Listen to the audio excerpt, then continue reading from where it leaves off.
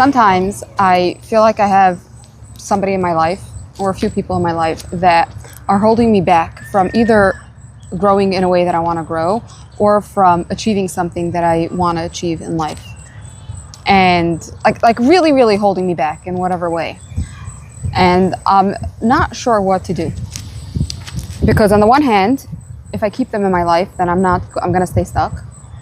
But on the other hand, if I block them or end the relationship, then this person's going to get really upset, right? I'm going to be judged, might even be called some horrible things.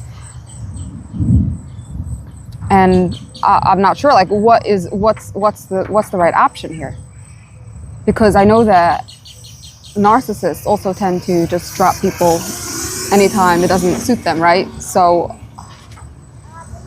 what's the difference between that and doing it in a healthy way when I want to grow or achieve something in life?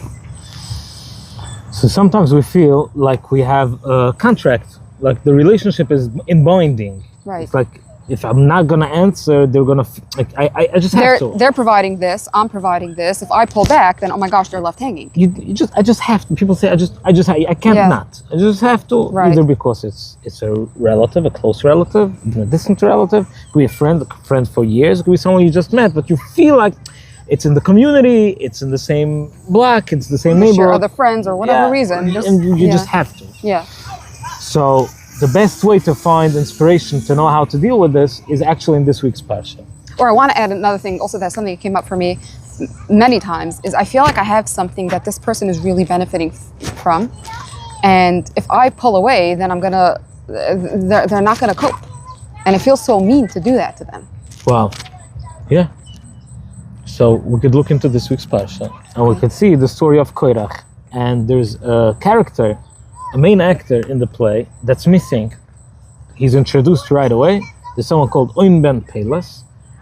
He is a part of Korach's camp, and then he vanishes. So the Gemara asks this question: Where did he go? Why don't we see him anywhere in the parsha after the introduction?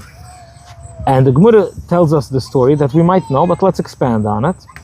That he was in contract, like he promised to Korach that he's going to be fighting the fight, the good fight against Moshe.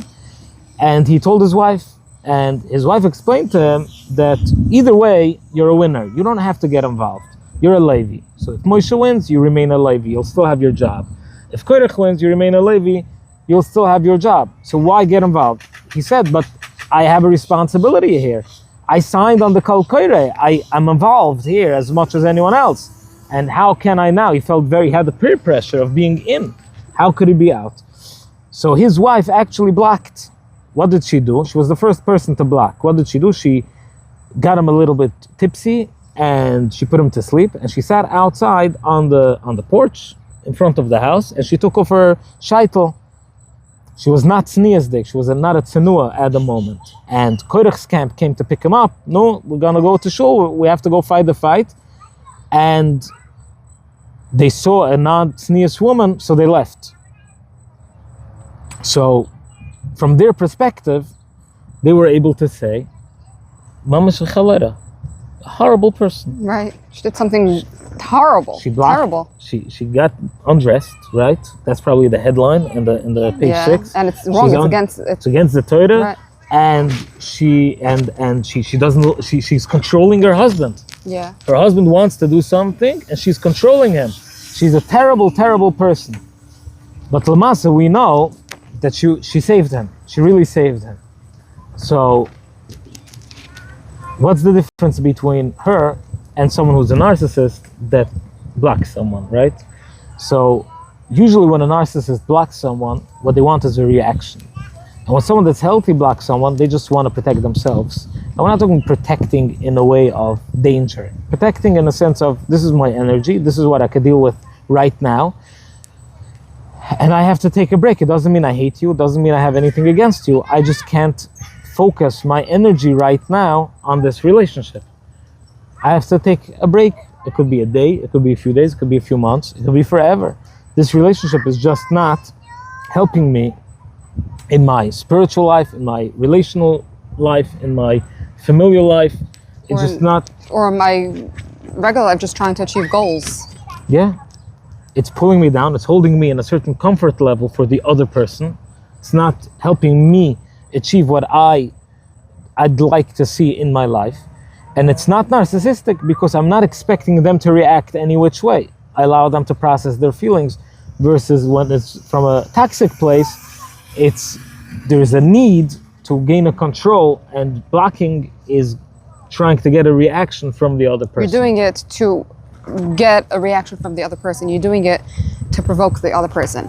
Versus, in a healthy way, would be, I recognize that I am trying to achieve this, and this person is standing in my way, and therefore I need to do what hurts. It hurts to get rid of this person, but I have to do it because I was put down in this world to achieve things, and it would be wrong for me to allow somebody to stand in my way. And it's also wrong for the other person because it's also keeping them stuck. Sometimes you're doing the best thing for the other person by getting rid of them, because it can serve as a wake-up call to them. They were in a comfortable spot with you, right? And suddenly you're achieving something and you left them behind. It might make them think, oh, hey, what happened here? Why does this hurt me so bad? Why was I left behind? And it might wake them up to realize, oh, hey, I need to do something too. Yeah, very nice.